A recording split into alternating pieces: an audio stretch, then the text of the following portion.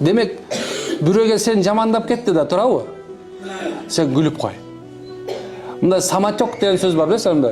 Ар bir нерсени өзүнүн ыгына калтырган болсоң, ошого переживать этип, ошону жаман көрүп, анын аркасынан барып компромат издеп, аны чукуп, аны жок кылам деп, эмне үчүн мындай айтат деп, эмне кылышпаш керек экен? Кереги жок экен ал нерсенин бар.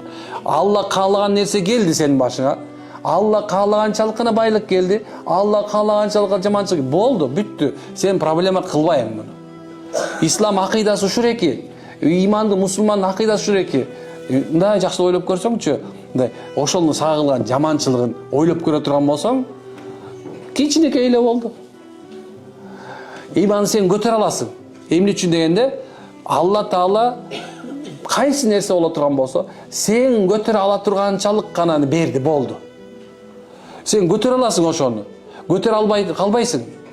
Билесиң ал, ошол нерсе сага келмек, ошол нерсе сен разы болушат. Алхамдулилла. Bir geldi maşına onunla geldi. Tank da süzüp saldı. Tank, emne kıldın anışıma.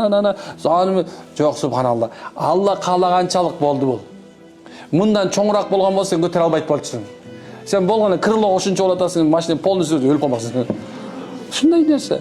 Демек, жашооңдо деле банкроттук келип калды эле. Bir gün tovarың өтпөй калды, bir нерсе болду. Ушундай болмок, машалла. Эмнекен эч качан ошонун аркасынан түшүп алып, өзүңдү өзүң кыйнаба деген сөз.